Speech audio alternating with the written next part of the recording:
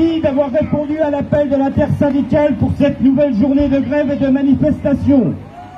Depuis le 19 janvier, la CGT le répète, il n'y a pas de majorité dans le pays pour partir en retraite à 64 ans.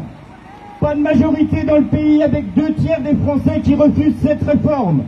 Pas de majorité dans le monde du travail avec 90% des actifs qui sont opposés à la retraite à 64 ans, des grèves et des manifestations sans précédent depuis plusieurs dizaines d'années. Pas de majorité à l'Assemblée nationale puisque Macron a dégainé le 49-3 pour tordre le bras aux députés. Le pouvoir, depuis le début, utilise tous les moyens constitutionnels à sa disposition pour corseter le débat. Nous sommes face à un véritable déni de démocratie. Face à l'entêtement de l'exécutif, l'arme des travailleurs, c'est la grève et sa reconduction d'un jour sur l'autre.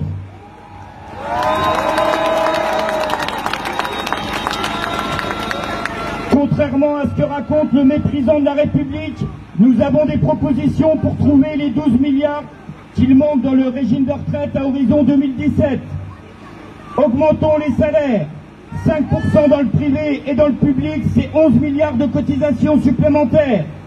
Respectons la loi.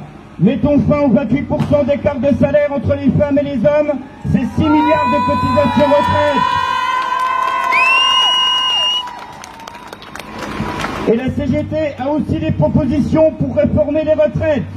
Avec la CGT, la retraite, c'est à 60 ans pour toutes et tous, et à 55 ans pour les métiers pénibles.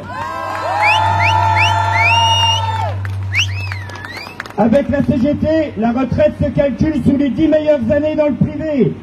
Avec la CGT, les années d'études comptent comme des trimestres validés.